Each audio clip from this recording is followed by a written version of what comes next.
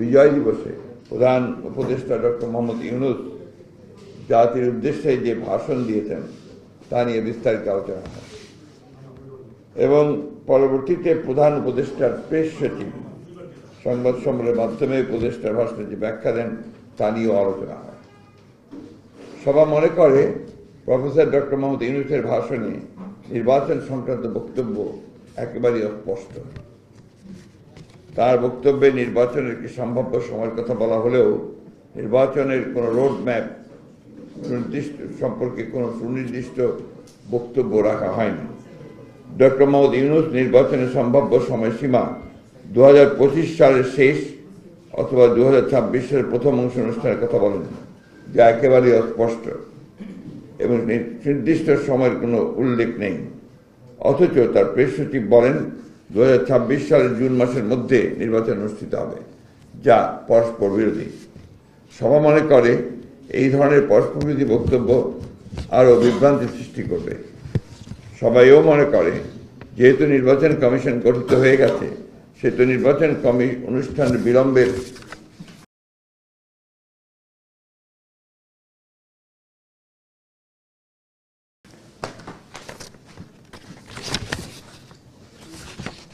প্রয়োজন নেই। নির্বাচন কেন্দ্রিক সংস্কারগুলো দ্রুত সম্পন্ন করে নির্বাচন অনুষ্ঠান সম্ভব।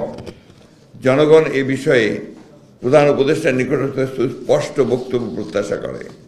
সভা মনে করে নির্বাচনের সুনির্দিষ্ট সময়ে রাজনৈতিক দল ও অন্যান্য অংশীজনের সঙ্গে আলোচনার মাধ্যমে নির্ধারণ করা উচিত। 3.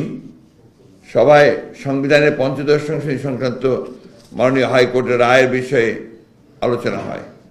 এ বিষয়ে আমাদের বক্তব্য আমরা তুলে ধরছি, যেটা আপনাদের ব্যাখ্যা সালাউদ্দিন সাহেব দেবেন। আমি যেটা আমাদের কাছে আছে সেটা আমি আপনাদেরকে পড়ে শোনাচ্ছি। উক্ত সংশোধনীতে মোট 55টি দফায় সংবিধানের বিভিন্ন অনুচ্ছেদে প্রস্তাবনায় ও তফসিলে ব্যাপক পরিবর্তন সংযোজন ও বিয়োজন করার মধ্য দিয়ে সংবিধানকে একদলীয় শাসন এবং রাষ্ট্র ব্যবস্থা কায়েমের প্রধানতম হাতিয়ারে পরিণত করা হয়, অর্থাৎ পঞ্চদশ সংশোধনীকে।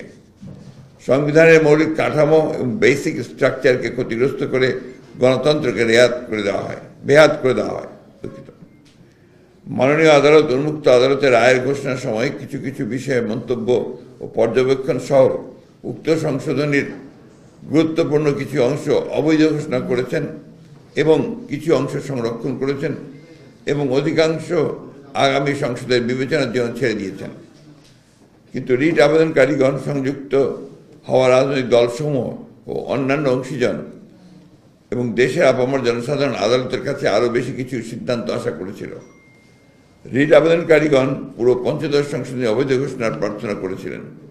বিএনপি সহ অন্যান্য রাজনৈতিক দল এবং ব্যক্তিগণ রিটের পক্ষে ইন্টারভেনার হিসাবে যুক্ত হয়েছিলেন।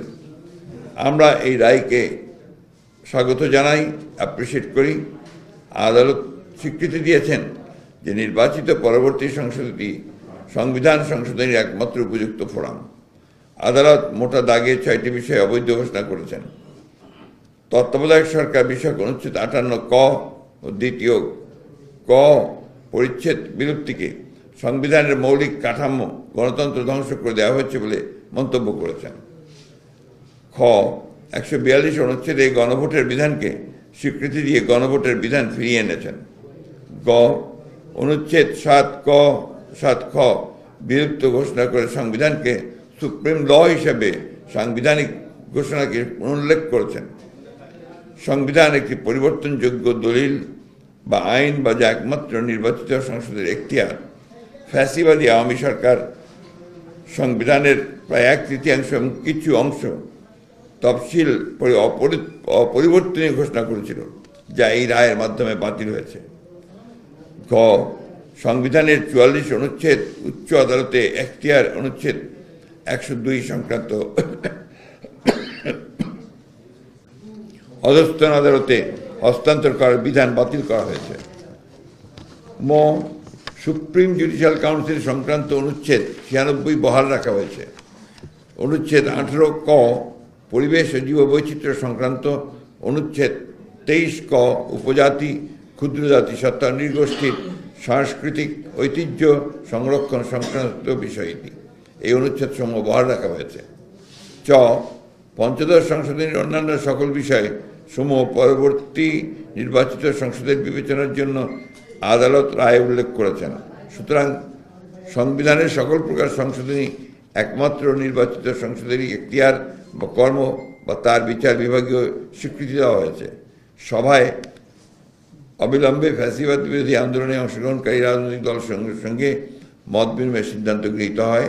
বিএনপি মত বিনিময় করবে এবং লিয়াকত কমিটির দায়িত্বে বর্তমান নির্বাচিত সদস্যদের এই বিষয়ে প্রয়োজনীয় সিদ্ধান্ত গ্রহণের সিদ্ধান্ত হয়।